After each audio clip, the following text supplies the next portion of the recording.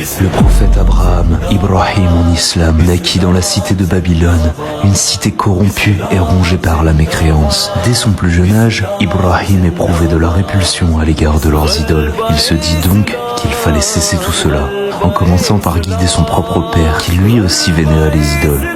Mais celui-ci s'énerva et renvoya son propre fils. Ibrahim se retrouve donc seul et rejeté par son père face à une cité corrompue par la mécréance.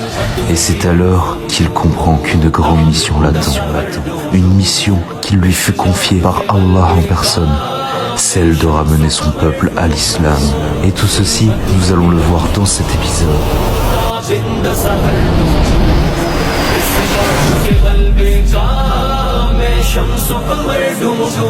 Ibrahim alayhi salam arpente les rues de Babylone et voit toute la mécréance et la profanation à l'égard de l'unicité d'Allah. Et Ibrahim, avec audace, leur dit: que sont ces statues auxquelles vous vous attachez? Les gens de son peuple lui répondirent: nous les adorons comme nos ancêtres les adoraient. Ibrahim leur répondit alors: vous et vos ancêtres êtes dans un égarement évident. Après cette phrase, les gens s'étonnèrent et se dirent: mais comment un jeune homme peut-il oser s'adresser de la sorte à son peuple? Et ils lui dirent alors: te moques-tu de nous? Te moques-tu de ce que nous et nos ancêtres adorons? Nous te prévenons de ne pas faire ça. Et Ibrahim leur répondit avec courage cette phrase qui fut citée dans le noble Coran: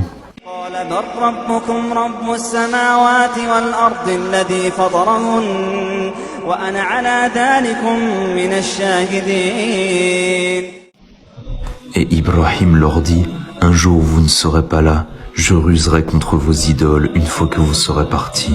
Voilà quel est le courage des prophètes et des serviteurs d'Allah. Mais les gens de son peuple ne le prirent pas au sérieux. Ils ne pensaient pas qu'il oserait faire un tel acte. Mais un jour, au sein de la cité, eut lieu une fête, à laquelle tout le monde se rendit, excepté Ibrahim.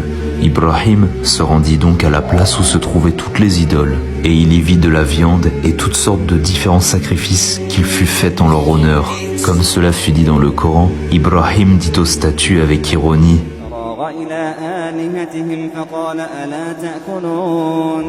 mangez, pourquoi ne mangez-vous pas? Répondez, pourquoi ne répondez-vous pas? Ibrahim, alors énervé que l'on puisse vénérer de telles choses à la place d'Allah l'unique, prit une hache et cassa les idoles une par une. Ibrahim, qui n'était encore qu'un jeune homme, osa détruire les idoles sacrées de son peuple. Mais il s'assura d'en laisser une seule et de ne pas la toucher, la plus grande de toutes les statues.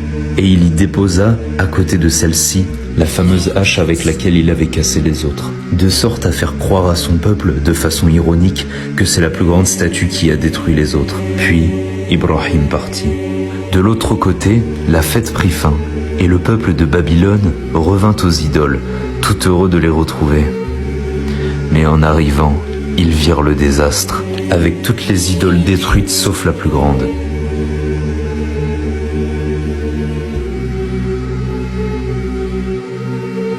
Fous de rage, les gens du peuple s'exclamèrent: qui a bien pu faire cela? Et certains, parmi les gens du peuple, témoignèrent et dirent: nous avions entendu un jeune homme il y a quelques jours qui médire à leur sujet. Il s'appelait Ibrahim. Avec rage, les gens du peuple allèrent se rendre chez Ibrahim et le capturèrent. Que va-t-il se passer? Que vont-ils lui faire? Nous verrons tout cela dans le prochain épisode.